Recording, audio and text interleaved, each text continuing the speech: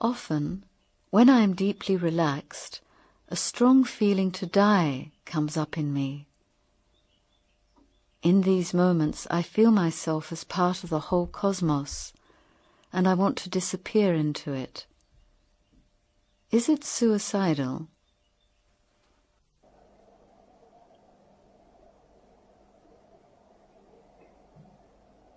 It is not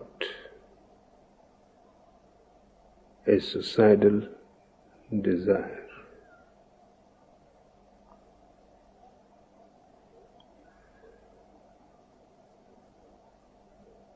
One basic thing about suicide is that it arises in people only who are very clinging to life.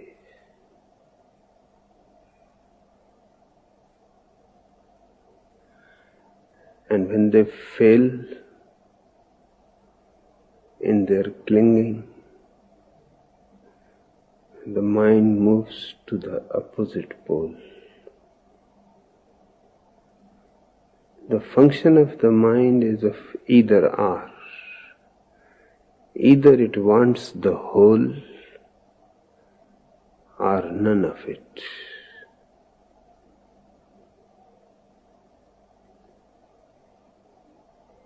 The lust for life cannot be fulfilled totally.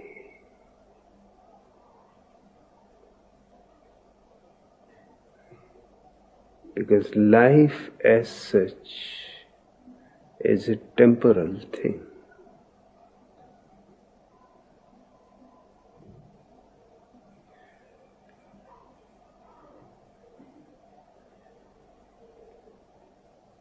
It is bound to end at a point, just as it began one day at a point.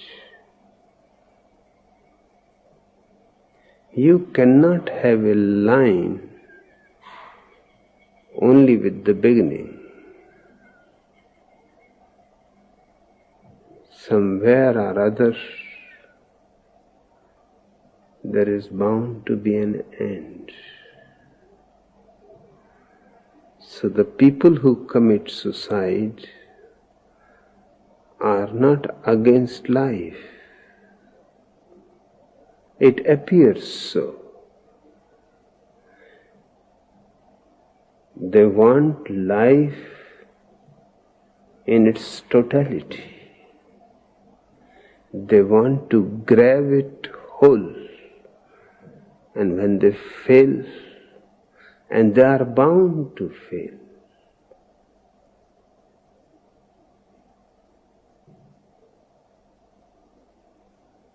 then out of frustration, out of failure, they start thinking of death. Then suicide is the only alternative. They will not be satisfied with whatsoever life gives them. They want more and more and more.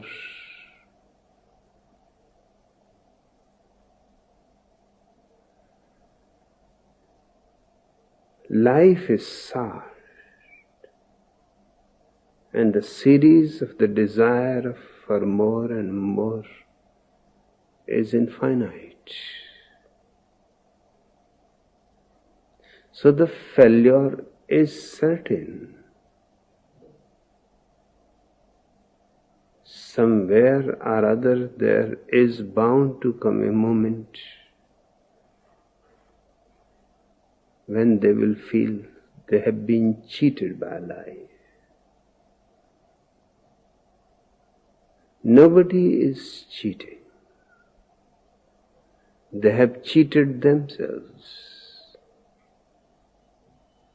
They have been asking too much. and they have been only asking. They have not been giving anything, not even gratefulness. The pendulum of the mind in anger, in rage, in revenge moves to the other end.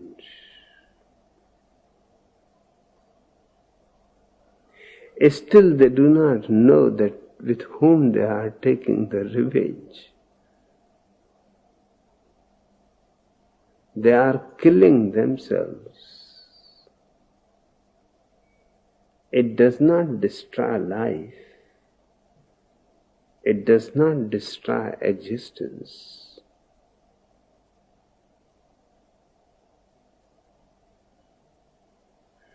So this experience is not of suicidal nature. It is something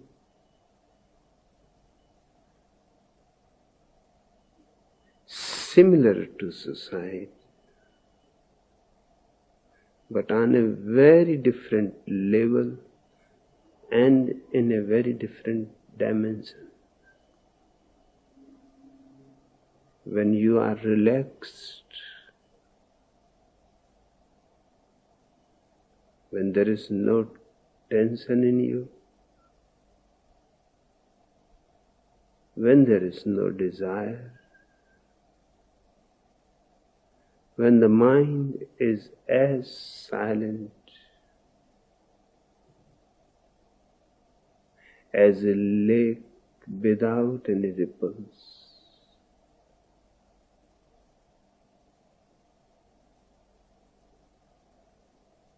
a deep feeling arises in you to disappear in this moment. Because life has not given you anything better than this. There have been moments of happiness, of pleasure, but this is something far beyond happiness and pleasure. It is pure blissfulness. To turn back from it is really hard. One wants to go deeper. And one can see going deeper means disappearing. Most of him has already disappeared in relaxation, in silence, in desirelessness. Most of his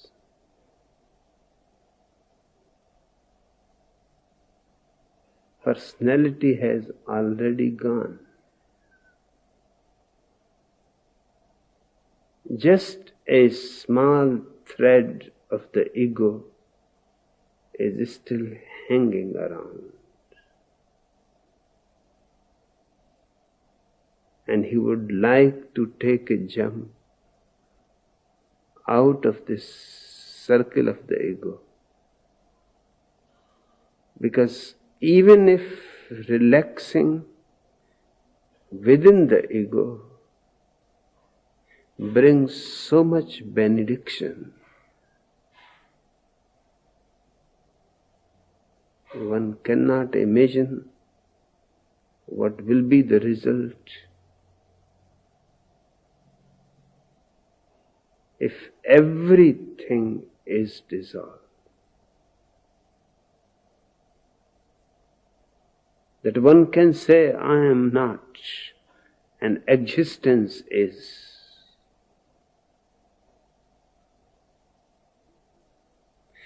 This is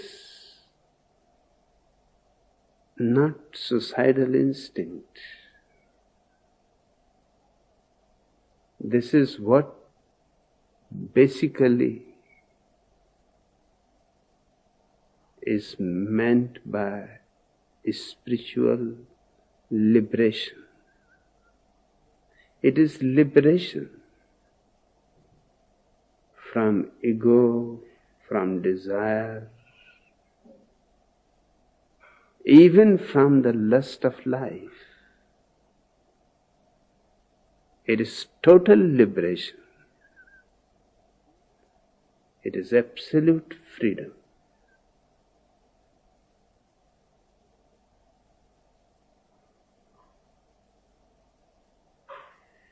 But in this situation, the question is bound to arise to everyone. The question is arising not out of your intelligence. The question is arising out of your cowardice.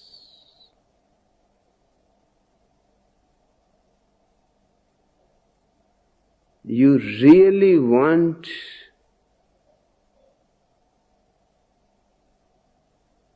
some excuse not to dissolve,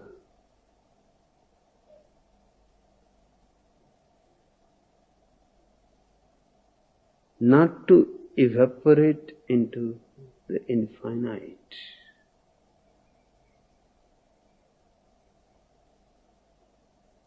Immediately the mind gives you the idea that this is what suicide is.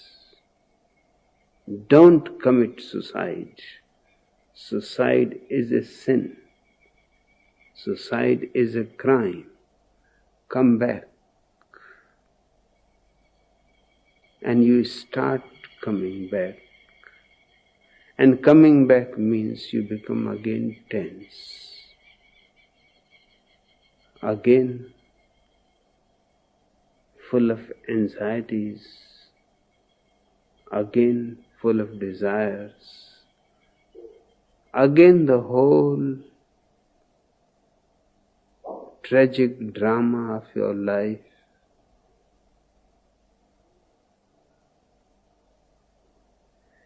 It is your fear of total dissolution. But you don't want to accept it as a fear. So you give it a condemnatory name, suicide.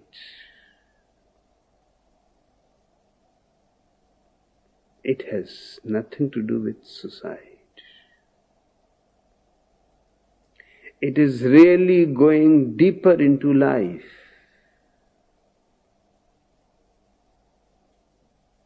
Life has two dimensions.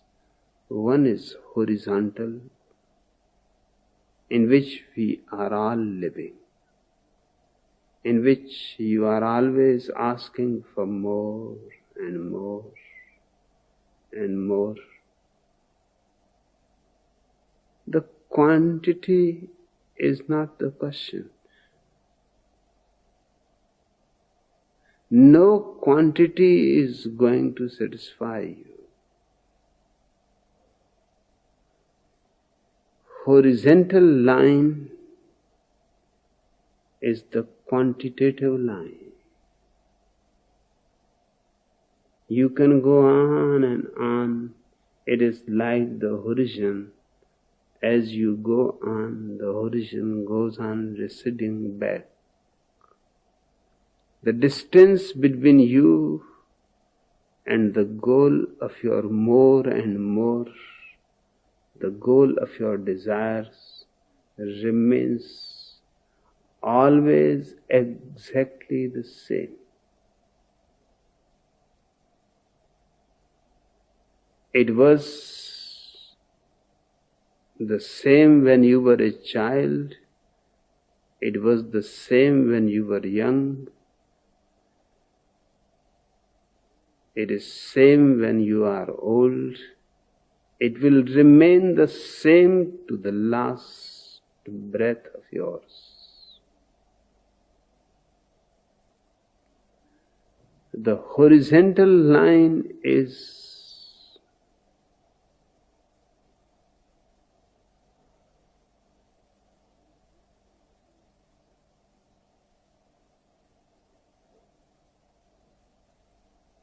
exactly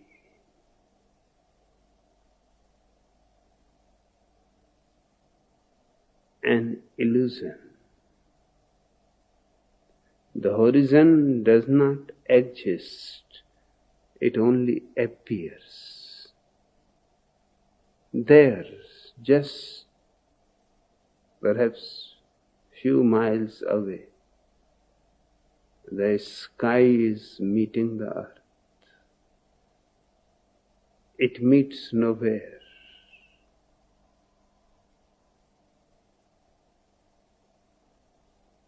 And out of horizon comes the horizontal line, unending, because the goal is illusory. You cannot come to make it a reality. And your patience is limited. Your span of life is limited. One day you realize that it seems all futile, meaningless. I am unnecessarily dragging myself, torturing myself, reaching nowhere.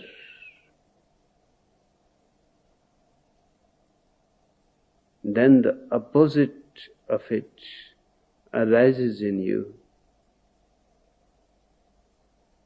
Destroy yourself. It is not worthwhile to live, because life promises you but never delivers the goods. But life has another line, a vertical line.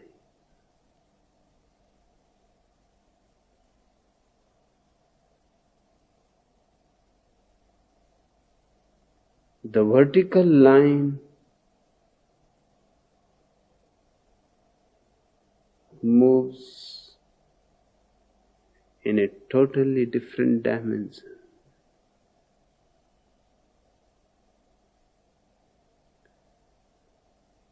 In such an experience, for a moment you have changed your face towards the vertical.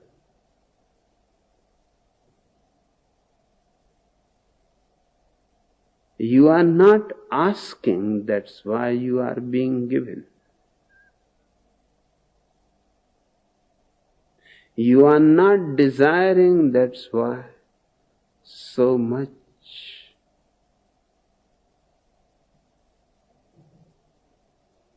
is made available to you. You don't have any goal. That's why you are so close to it.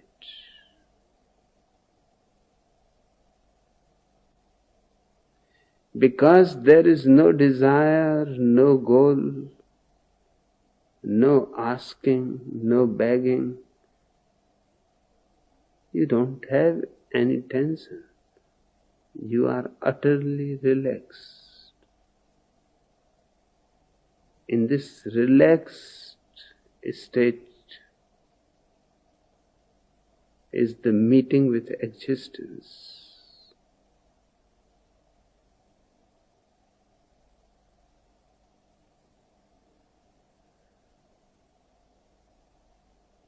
The fear comes at the moment when you come to dissolve your last part.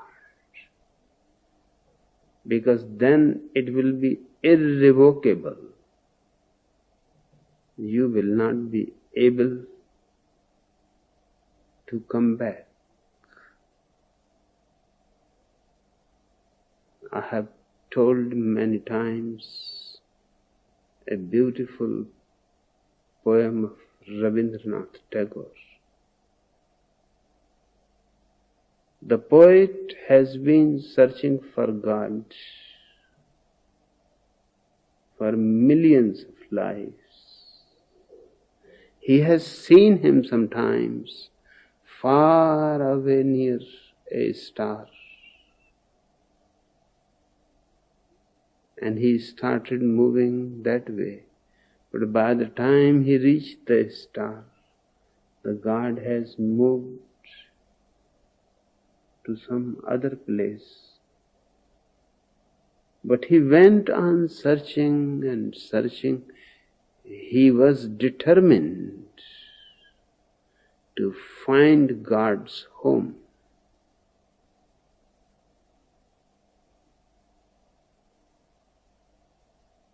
And the surprise of surprises is, one day he actually reaches a house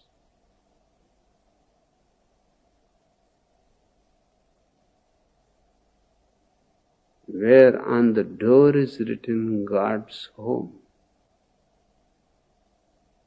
You can understand his ecstasy.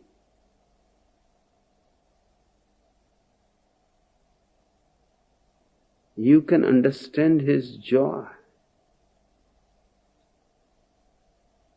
He runs over the steps, and just as he is going to knock on the door, suddenly his hand freezes. An idea arises in him. If by chance this is really the home of God, then I am finished. My seeking is finished. I have become identified with my seeking, with my search. I don't know anything else.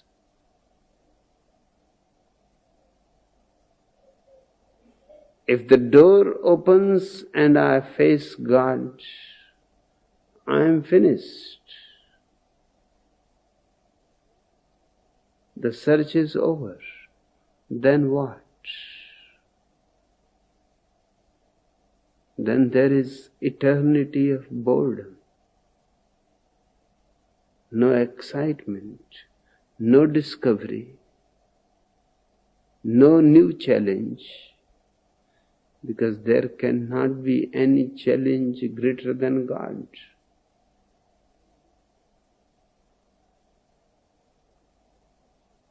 He starts trembling out of fear, takes his shoes out of his feet.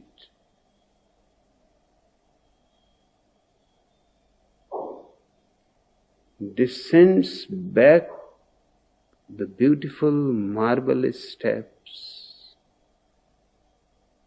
He has taken the shoes off so that no noise is made.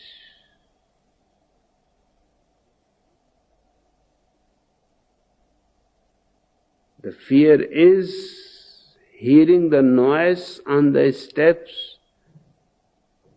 God may open the door, although he has not knocked.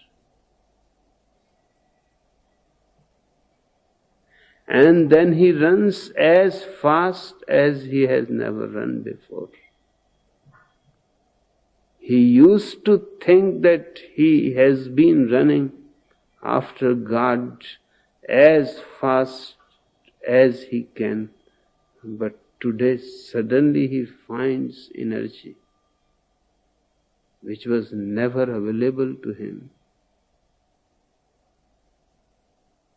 he runs as he has never run, not looking back.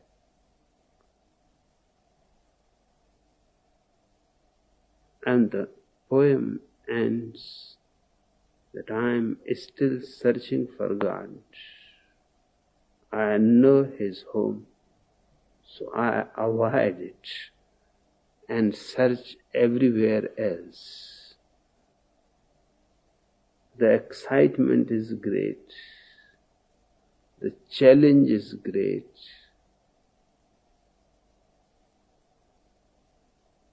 And in my search, I continue. I continue to exist. God is a danger. I will be annihilated.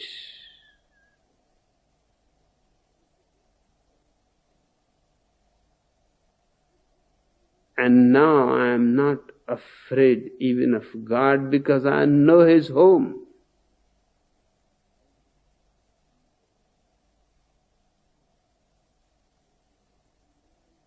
So leaving His home aside, I go on searching Him all around the universe.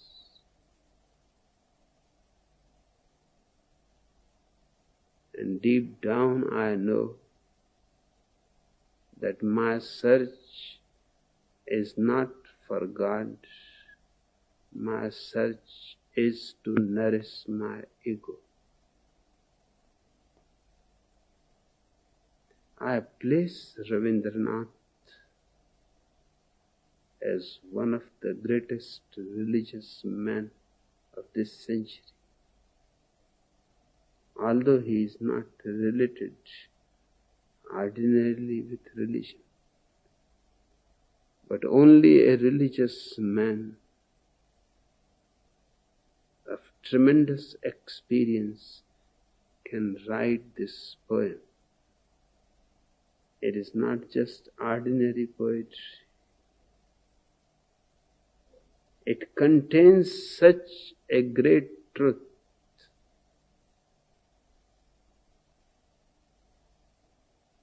And that's what your question is raising. Relaxed, you come to a moment where you feel you are going to disappear. And then you think perhaps this is a suicidal instinct, and you come back to your old miserable world. But that miserable world has one thing: it protects your ego.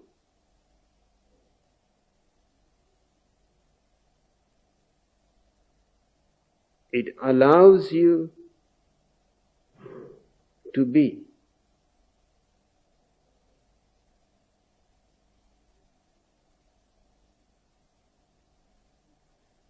This is the strange situation. Blissfulness does not allow you. You have to disappear.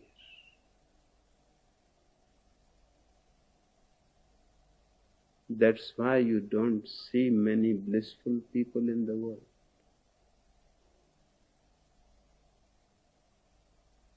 Misery nourishes your ego. That's why you see so many miserable people in the world. The basic central point is the ego.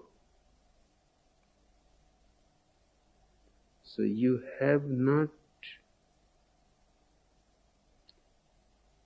come to a point of suicide. You have come to a point of nirvana, of cessation.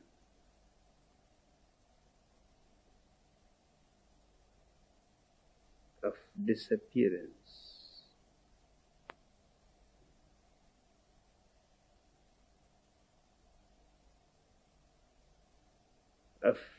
blowing off the candle.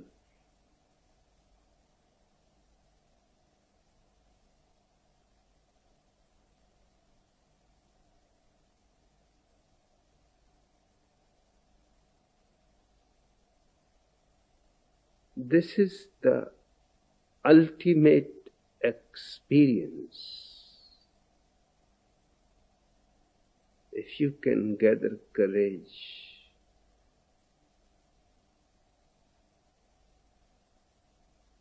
just one step more,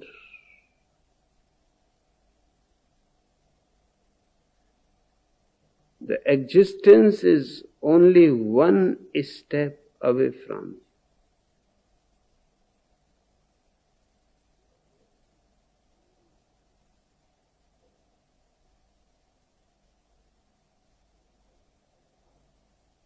And don't listen to this garbage of the mind that this is suicide.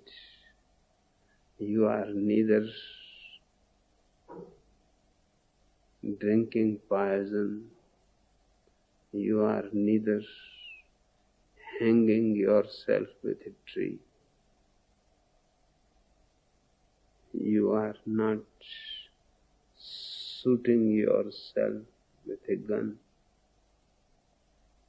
What suicide?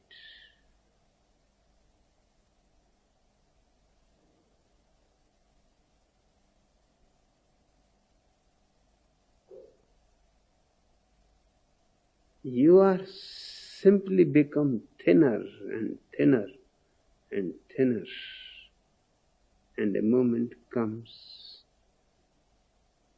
that you are so thin and so spread all over existence that you cannot say you are, but you can say the existence is.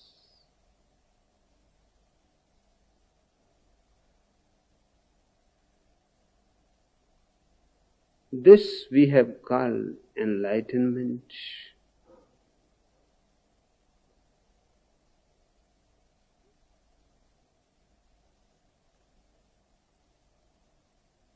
Not suicide. This we have called realization of the ultimate truth. But you have to pay the price, and the price is nothing but dropping the ego. So when such a moment comes, don't hesitate.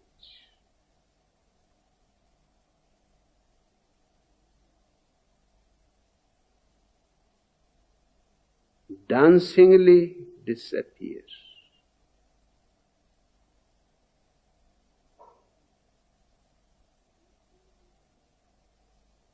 With a great laughter disappear.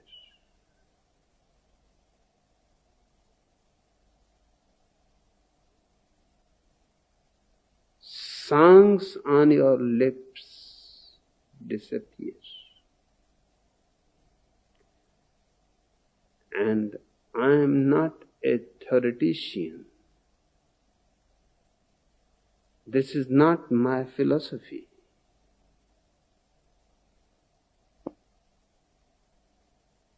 I have come to the same borderline many times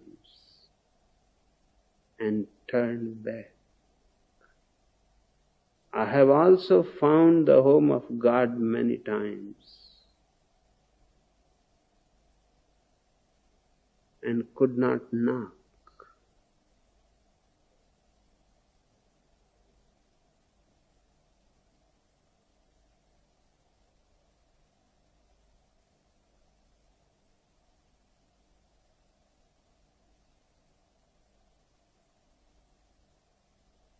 Jesus has few sayings. One of the sayings is, knock and the door shall be opened unto you.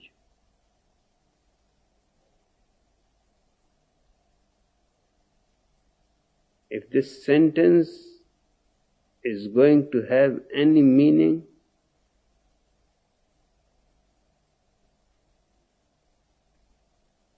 this is the meaning that I am telling you.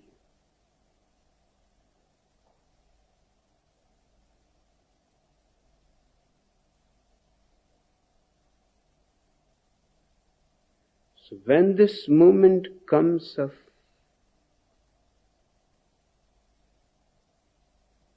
rejoice and melt down,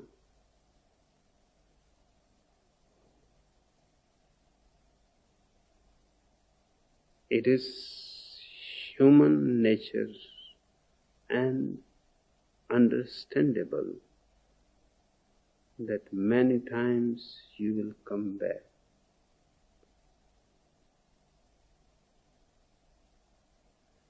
But those many times don't count. One time, gather all courage and take a jump.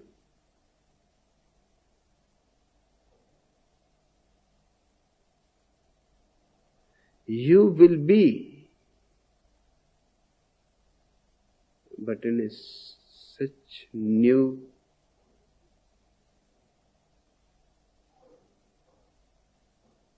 way that you cannot connect it with the old. It will be a discontinuity.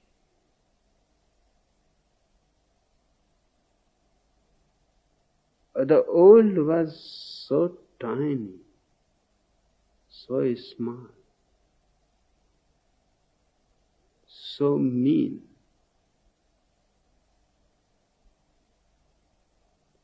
And the new is so vast.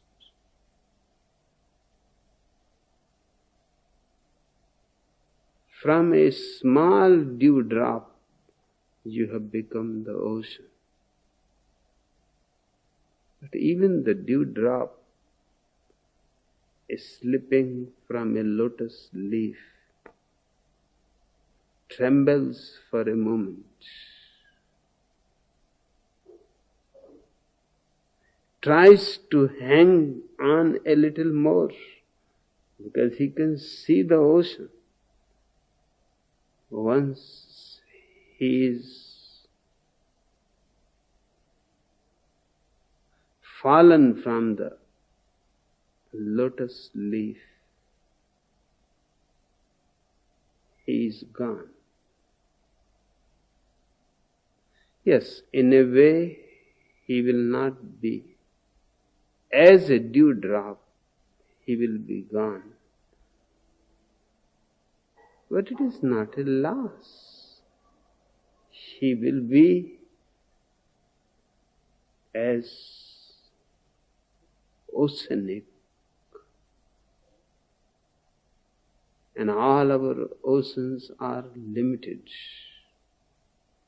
The ocean of existence is unlimited. When I close my eyes, I often hear the sound of a tiny bell ringing within. Can you tell us about hearing, meditation, sound and silence?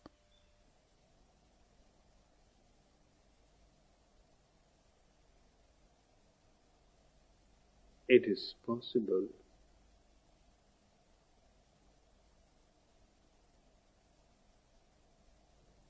that hearing inside you a tiny bell when you enter into meditation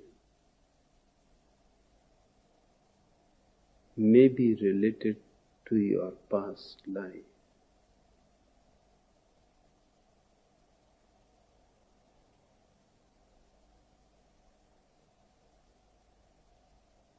Particularly as a Tibetan,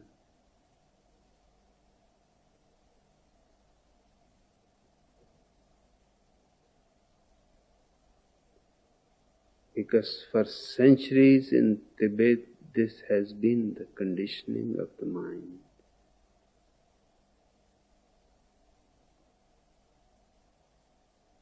That when you enter meditation, you hear tiny bells.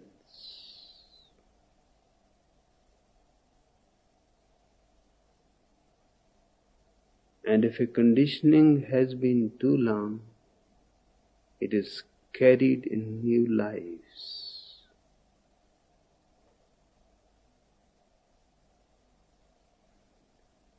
But hearing of the tiny bell is not meditation. It is just a condition. When you start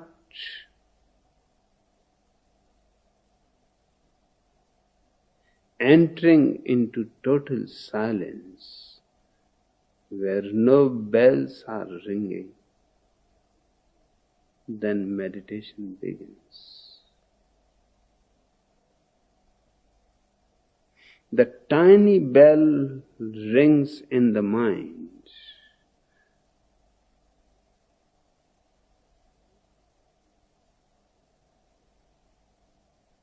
And meditation is a state of no mind. Tiny or not tiny, no bell can ring there. It is utter silence.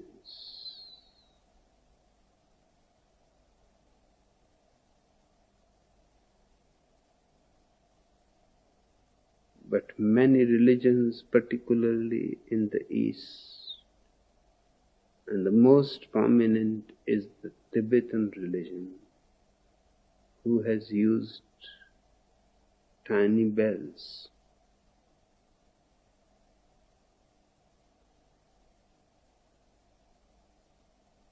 It is a significant technique, but dangerous, as all techniques are. You can get attached to the technique.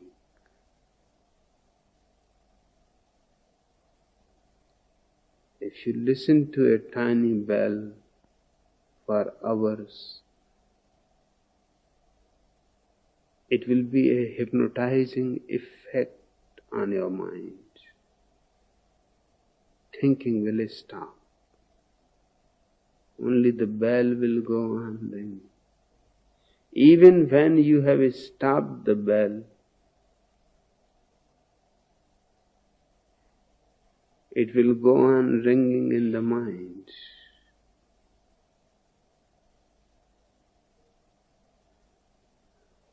The idea behind the technique was that slowly the sound of the bell will fade away into silence. If it happens, good.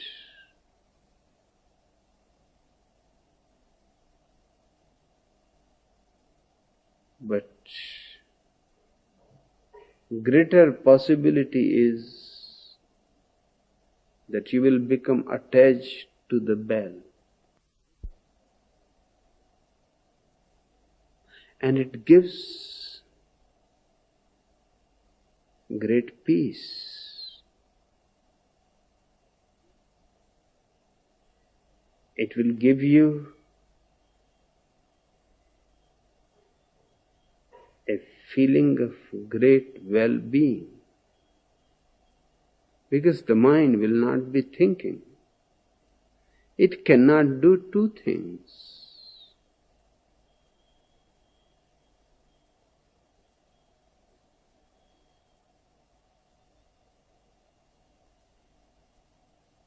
It is not only the bell, anything can be used. Lord Tennyson, the great poet,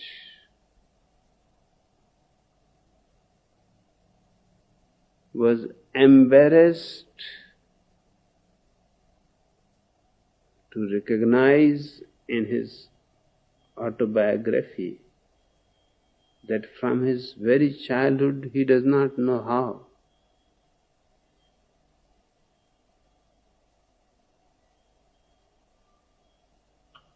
Perhaps sleeping in a separate room as a small child, and he was afraid of the darkness.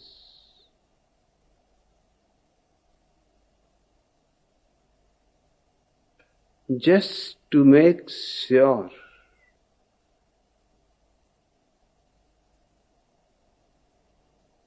that he is not alone, he started repeating his own name. Tennyson, Tennyson.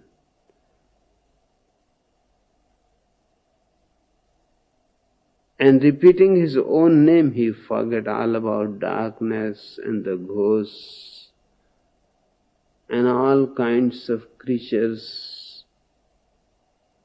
that humanity has invented for poor children to be tortured with. And he will repeat few times, Tennyson, Tennyson, Tennyson, and he will become silent and will fall into a deep sleep. Later on, as he grew up, it became an usual practice. Without it, he could not fall into sleep. It became a necessary ritual, but it started giving him new insights, that it was not only sleep, but repeating Tennyson, Tennyson, his own name.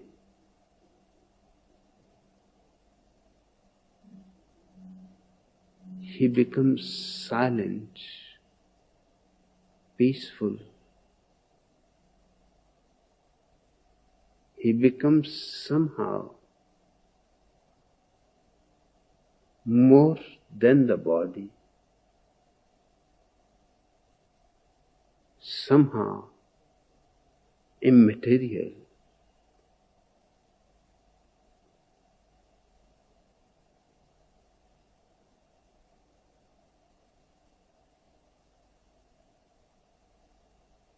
And then,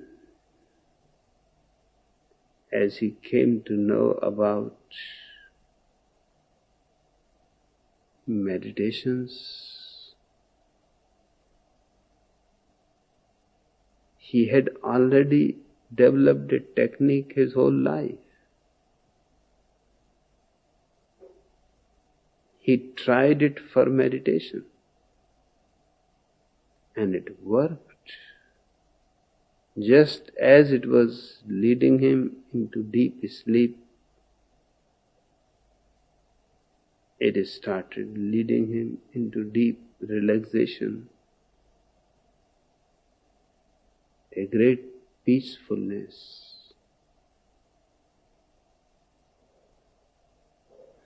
So it is not a question of what mantra, what chanting, what name of which God, or just the sound of a bell. It doesn't matter. All that matters basically is that you become concentrated on one thing, and the mind is so full of one thing that all other thoughts stop.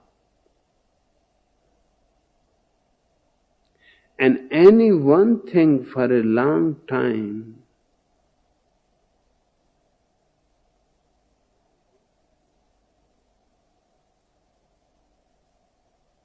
is going to give you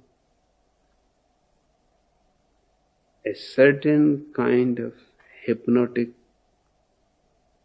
state. Just few days before, Ananda brought me a press clipping.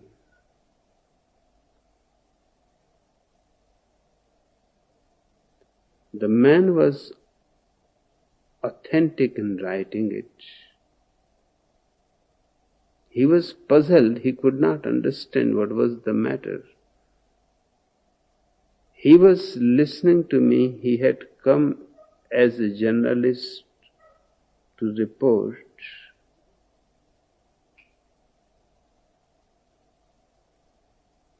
He had never heard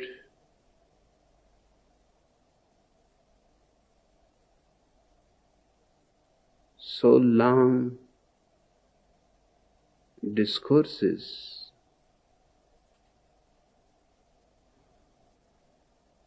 And on subjects which were not his area.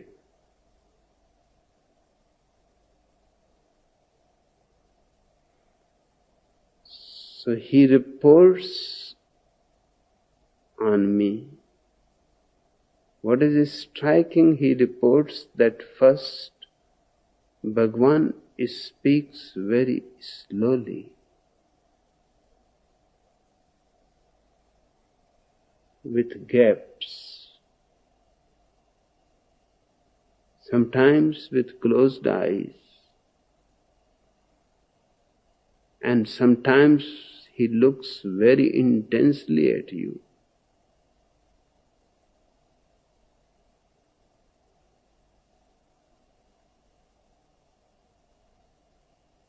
And he speaks so long that one feels bored. But the strange thing is that after boredom, one feels a deep serenity, a silence which is strange, because out of boredom, one feels frustration, one feels angry.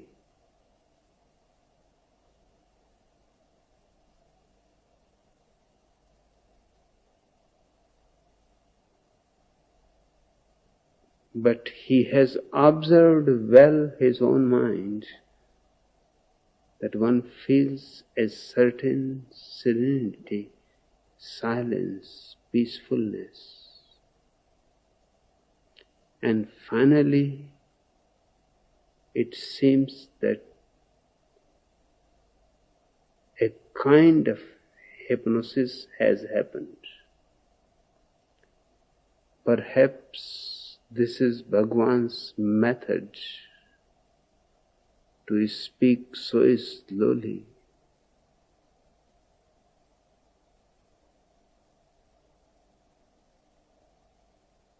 to speak with gaps.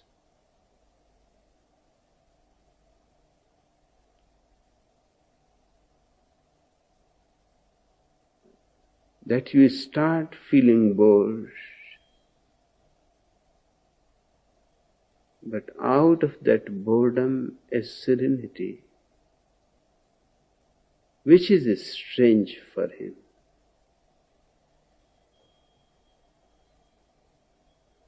Which is strange for Western psychology too.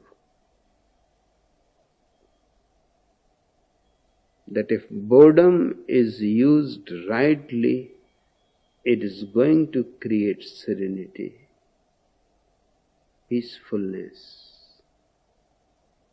and a state of hypnosis. And hypnosis is healthy. It is not meditation.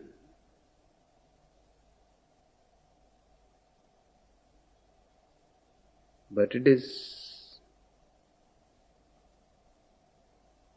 still somehow reflects meditation. It is like moon reflected in the water. It is not the moon.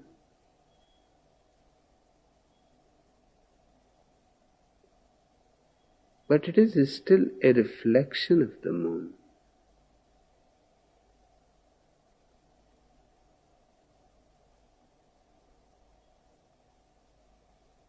So all the religions in the East, particularly in the West also, have used very small techniques. Now a Buddhist monk in Tibet, in the silence of the Himalayas, goes on ringing a small bell for hours. No other sound.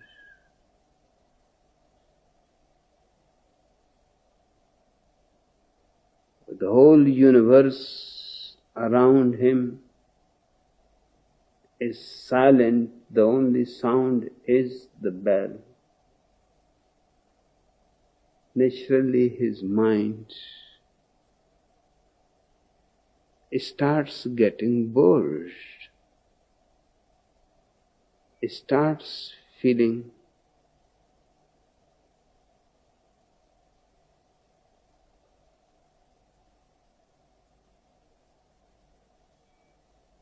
not interested. There is no excitement, it is just repetition.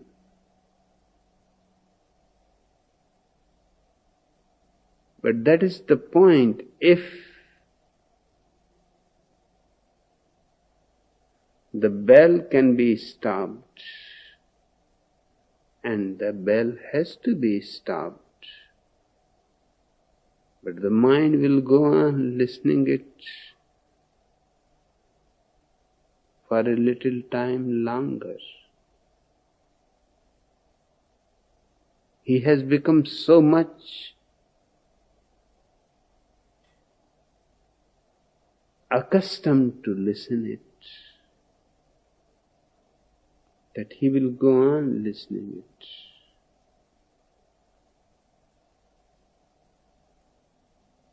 And as the sound of the bell recedes, becomes thinner, becomes distant and more distant,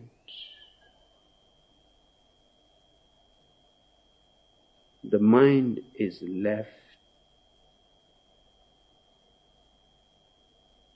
in a certain silence.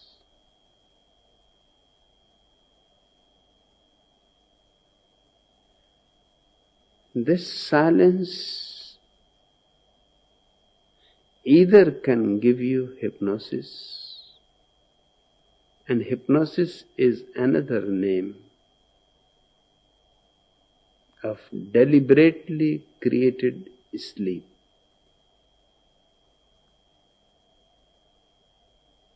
It is deeper than your ordinary sleep, healthier than your ordinary sleep,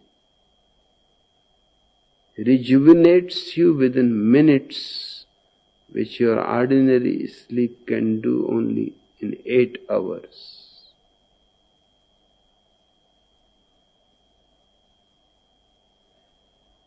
That is one line that it can move, but that is not meditation.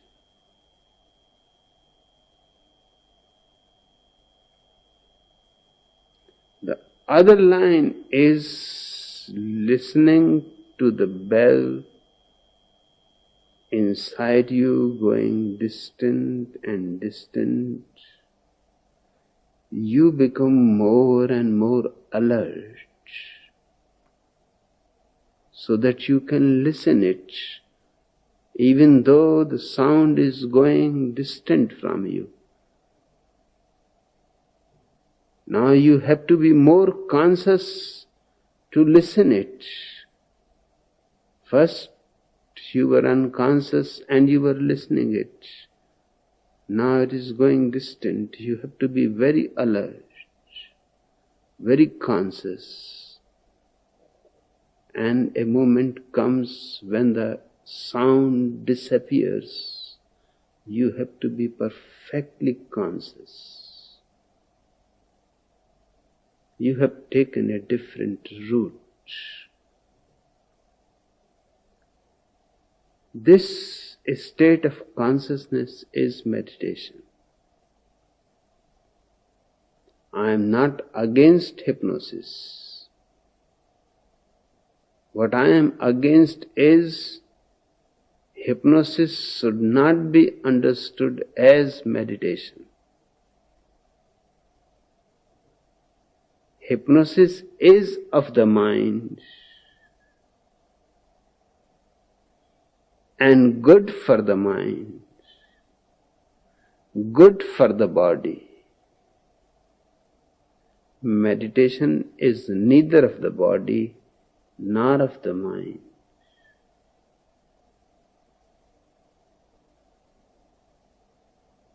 It belongs to the third within you, your being. It is good for the being. It is nourishment for the being. So it is possible that if you sitting in meditation suddenly start hearing bells, you may have practiced in your past lives. I don't talk about past lives for the simple reason because for you it will be just a belief.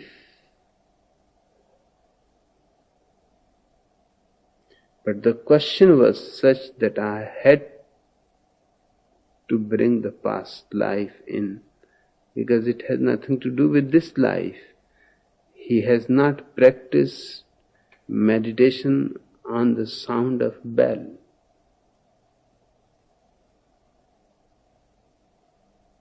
From where it can come into his mind? It can come only from some past conditioning and a very deep conditioning. Nothing is wrong in it. Enjoy it. But remember not to go towards sleep.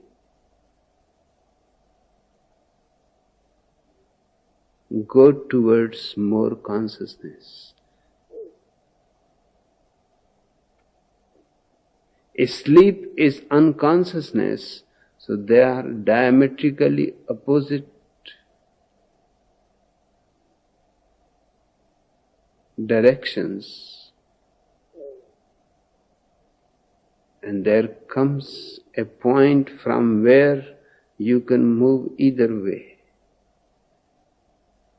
When the sound of bells is receding, disappearing, that is the moment either you can fall asleep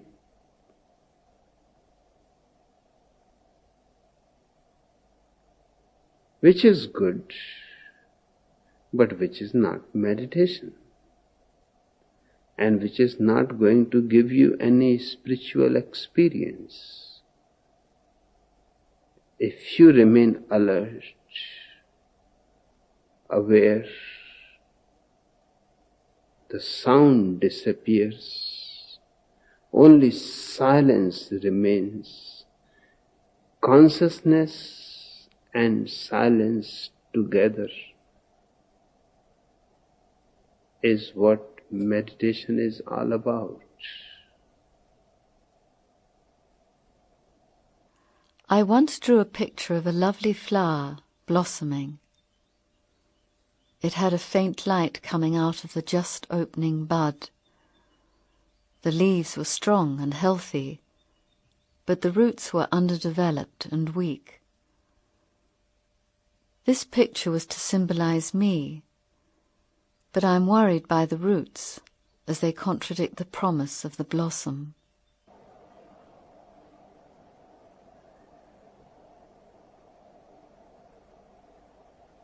This is not only your situation.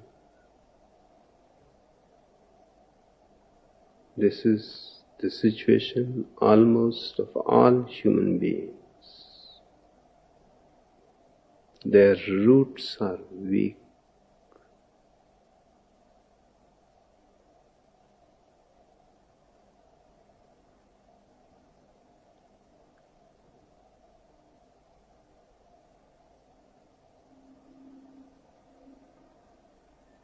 And without strong roots, the possibility of a healthy blossoming of thousands of flowers is impossible. Why the roots are weak?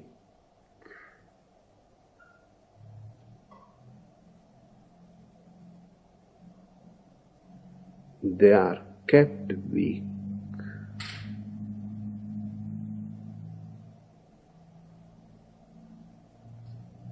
In Japan, they have trees 400, 500 years old and 6 inches high.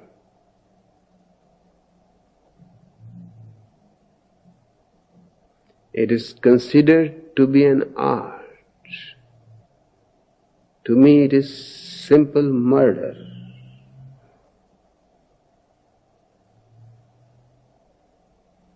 Generations of gardeners have passed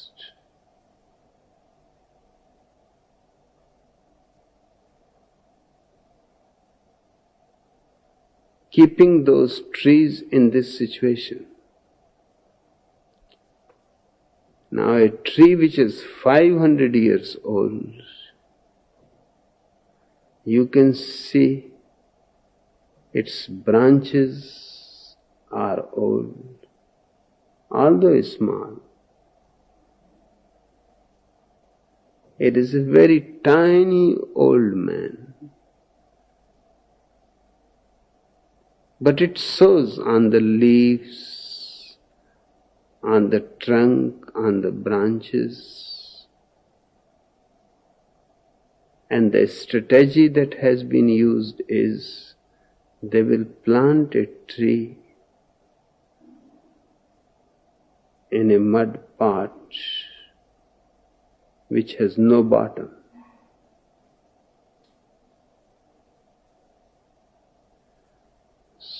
So they will go on cutting the roots because the pot has no bottom. So when the roots come out and try to reach to the earth, they will cut them. They will not do anything to the tree. They will simply go on cutting the roots. Now for 500 years, a family has been continuously cutting the roots. The tree may live for thousands of years, but it will never blossom. It will never come to fruition.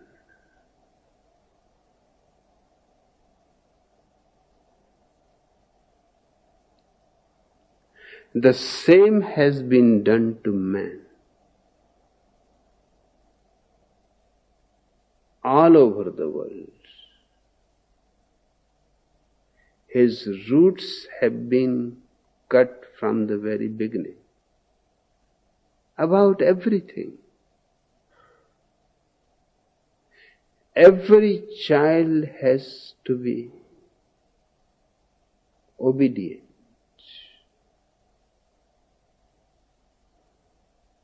You are cutting his roots. You are not giving him chance to think whether to say yes to you or to say no. You are not allowing him to think. You are not allowing him to take a decision on his own. You are not giving him responsibility. You are taking responsibility away behind a beautiful word, obedience. You are taking his freedom away. You are taking his individuality away.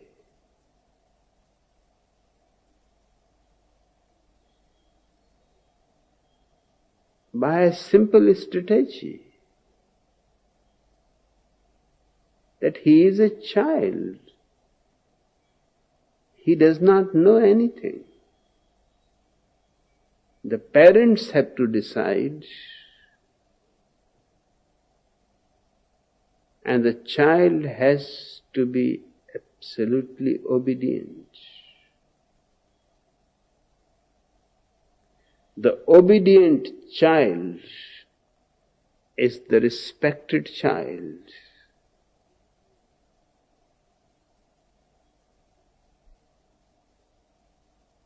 But so much is implied in it that you are destroying him completely. He will grow old, but he will not grow up. He will grow old, but there will be no blossoming, and there will be no fruition.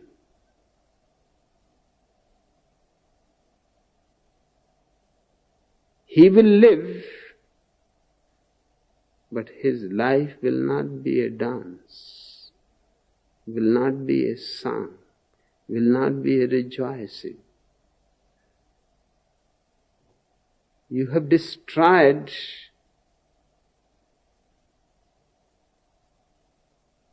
the basic possibility of all that makes a man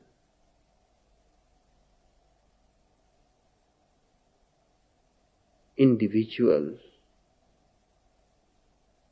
authentic, sincere.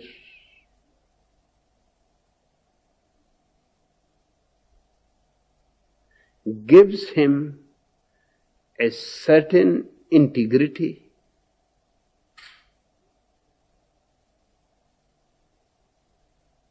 In my childhood,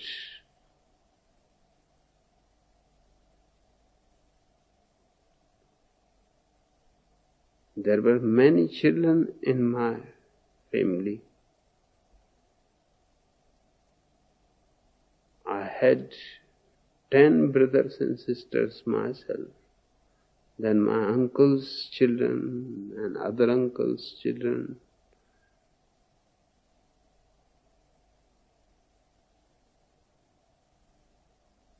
And I saw this happening, that whoever was obedient was respected.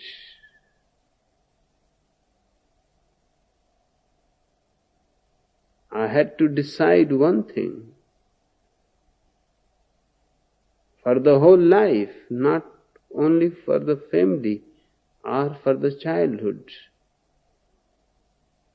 that if I in any way desire for respectability, then I cannot blossom as an individual. From my very childhood, I dropped the idea of respectability. I told to my father that I have to make a certain statement to you.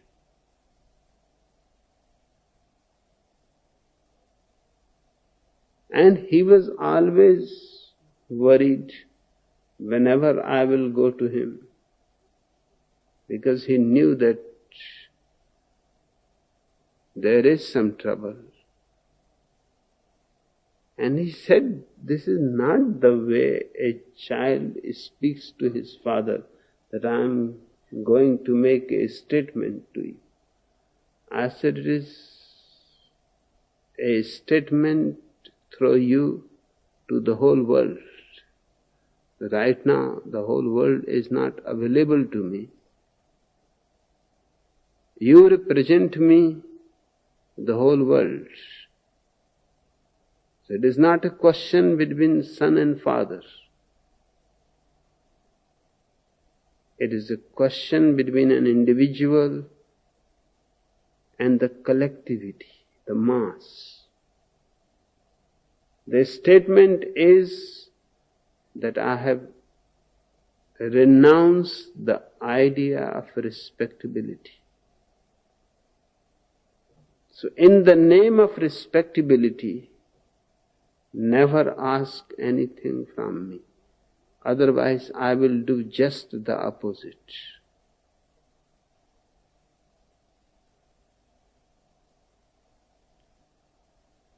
I cannot be obedient. That does not mean that I will always be disobedient. It simply means it will be my choice to obey or not to obey. You can request, but the decision is going to be mine. If I feel my intelligence supports it,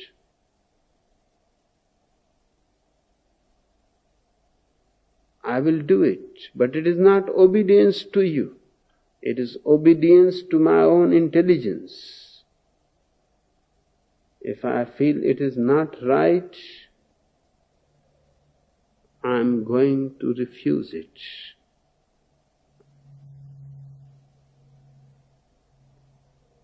I am sorry, but you have to understand one thing clearly, that unless I am able to say no, my yes is meaningless.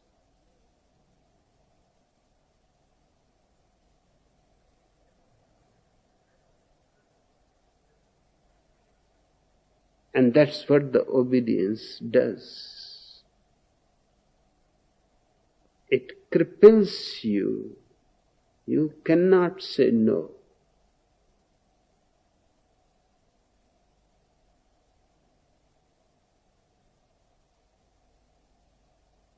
You have to say yes. But a man who has become incapable of saying no, his yes is just meaningless. He is functioning like a machine. You have turned a man into a robot.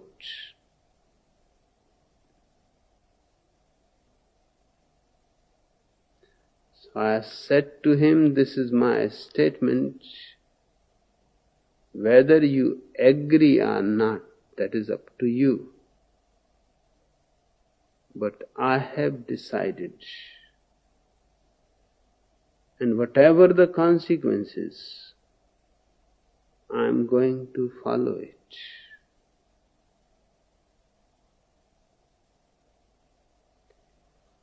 It is such a world in this world to remain free, to think on your own,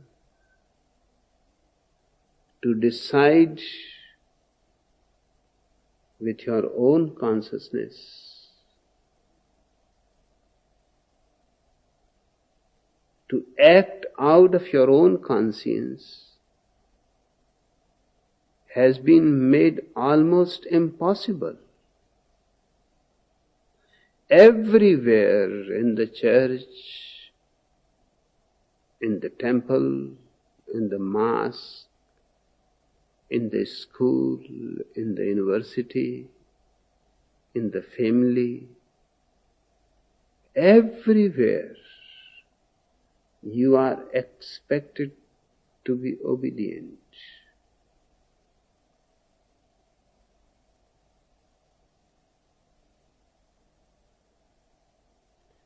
Just now I was arrested in Crete.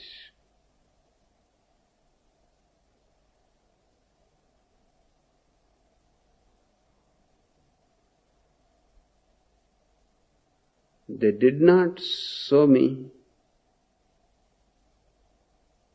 my arrest warrant.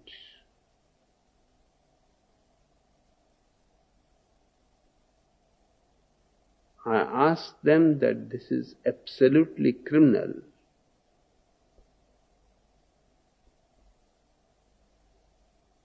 They said, we have got it.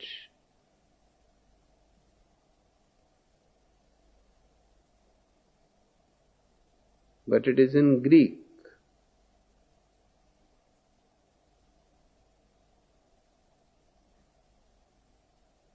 And I said, do you have another warrant to search the house?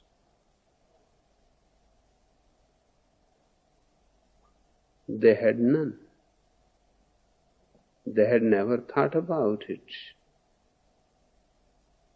I said, you were allowed by your warrant that you have to arrest me out of the house.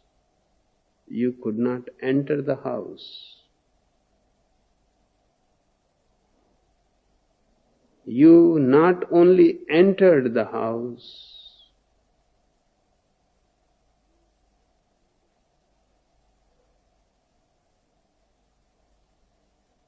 Anando, my secretary, was trying to tell you that just wait, I am asleep, and she will go and awaken me, and it will take only 5 minutes. You could not even wait 5 minutes. You threw Anando from the porch 4 feet high onto the ground, which was gravel and stones, and dragged her and arrested her with no warrant. And all crime that she has done was that she was telling you, just wait, and we are bringing Bhagwan down. Then you can show your papers to him.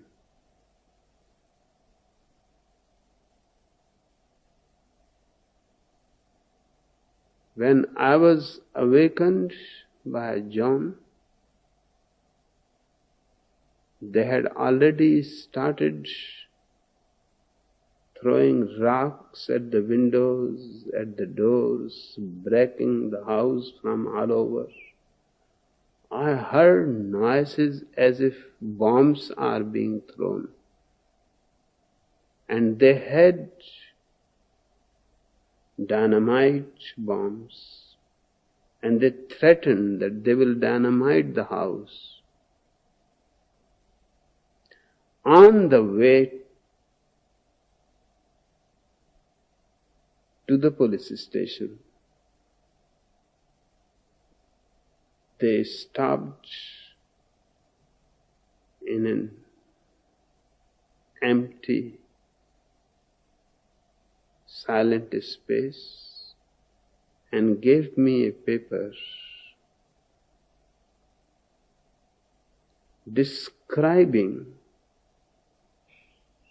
all that has happened, to sign it. I said, I will be happy to sign it. But it is not the true description.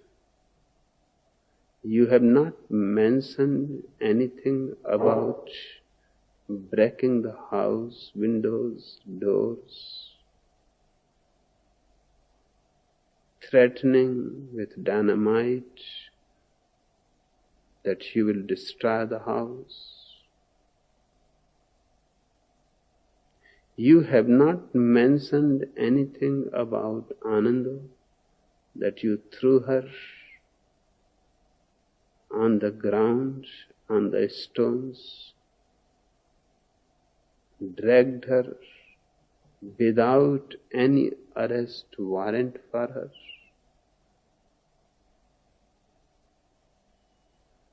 I will not sign it.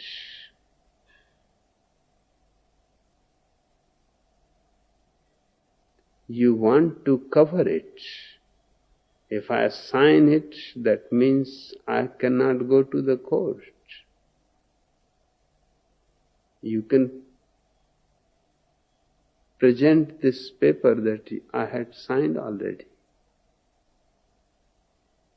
You make it exactly factual, whatever has happened. Then I will be willing to sign it.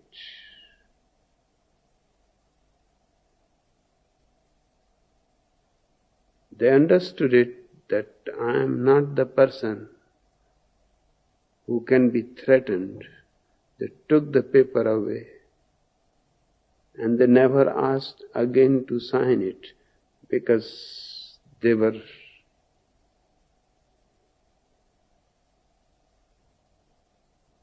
not in a position to write all those things that they have done. That would have been their condemnation.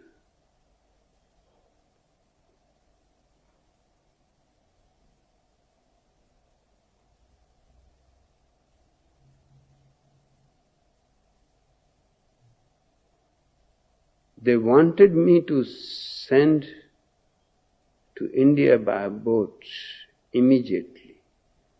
And I refused. I said, sailing by boat in the sea does not suit me.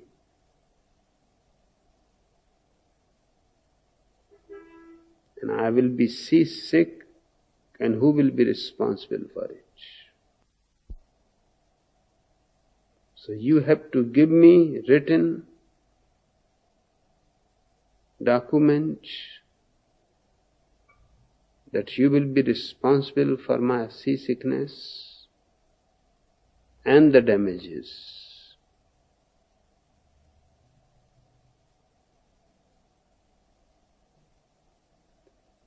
They forgot all about that boat.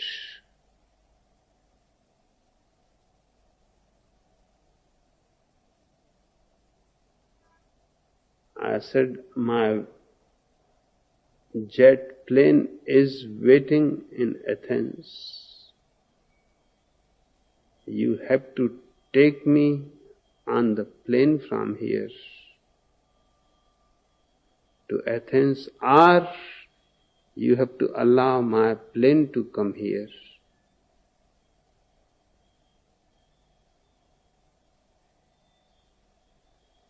I am not interested to live in such a country even for 2 weeks, because my visa was valid only for 2 weeks more.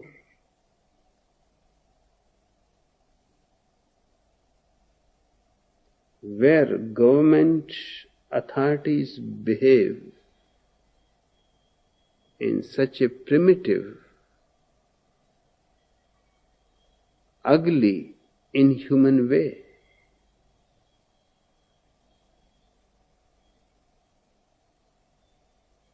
I told the police officer,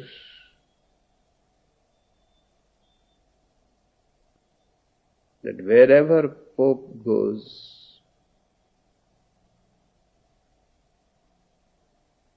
he kisses the ground after landing.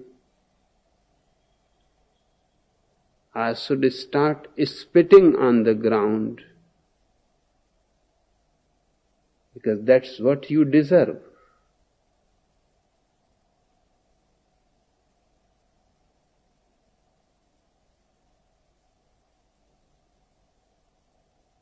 The comment that he made to me, it reminded me of all this. He said, it seems from your very childhood, nobody has disciplined you in obedience. I said, that's right. That's absolutely right observation.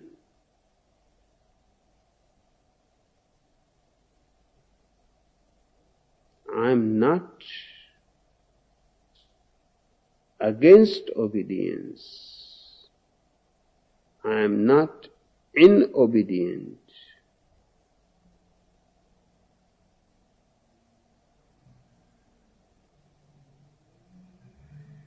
But I want to decide my life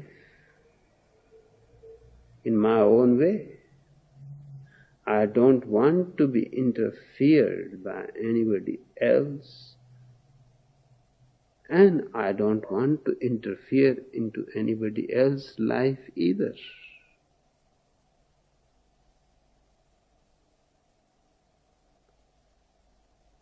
Man can only be truly human when this becomes an accepted rule.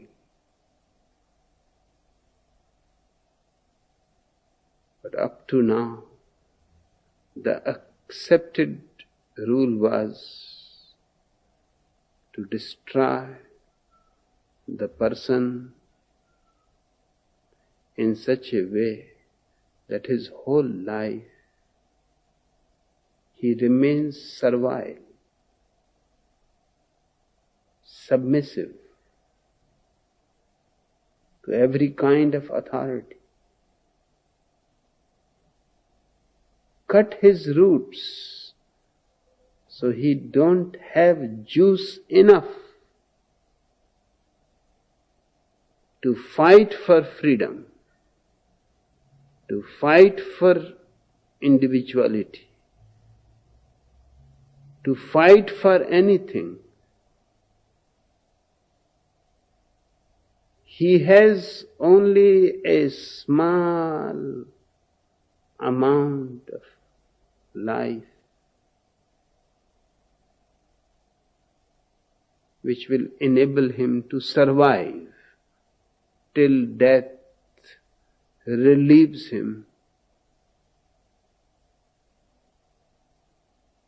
from this slavery that we have accepted as life. Children are a slave of their parents. Wives are slaves. Husbands are slaves. Old people become slaves of the younger people who have all power. If you look around, everybody is living in slavery.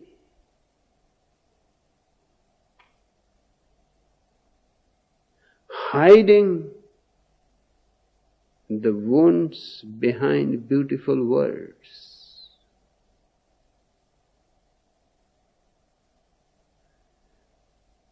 So that drawing of yours of a flower with beautiful petals and a light aura, but with very weak roots.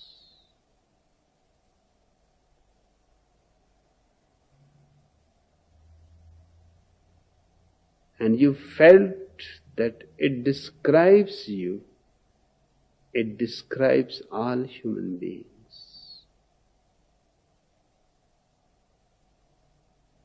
And the roots can be strong only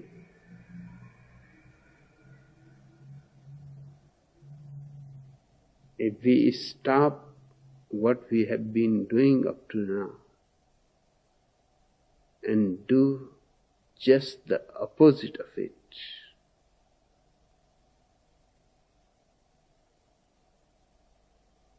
Every child should be given a chance to think.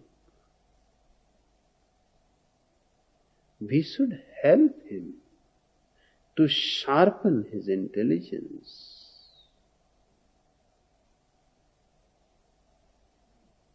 We should help him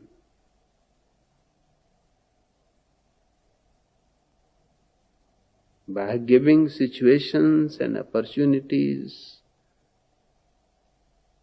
where he has to decide on his own.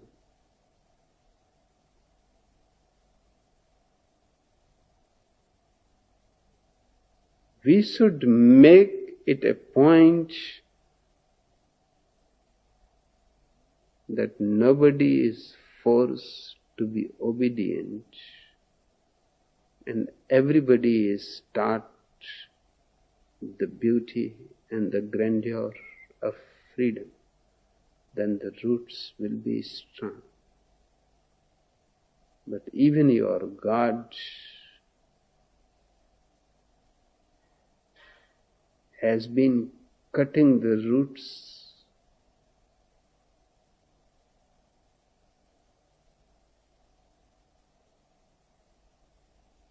of his own children because they were not obedient.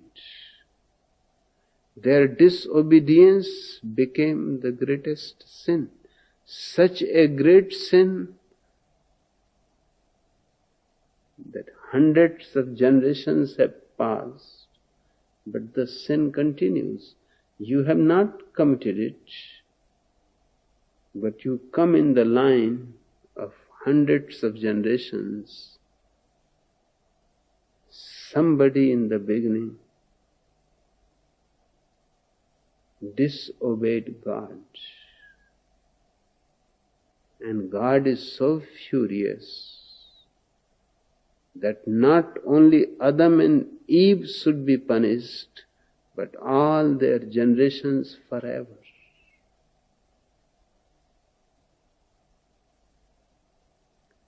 These are the religions which have made human beings without any blossomings and without any fragrance.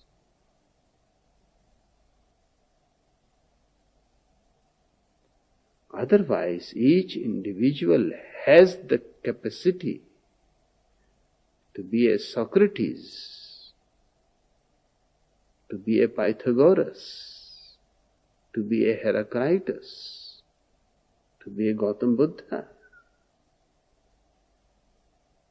to be a Chuang Tzu. Each individual has potential, but the potential is not getting enough nourishment. It remains potential, and the man dies. The potential never becomes actuality. My whole effort and approach is to give each individual opportunities to develop his potential, whatsoever it is. Nobody should try to divert his life. Nobody has the right to do it. And then we can have a world truly a garden of human beings.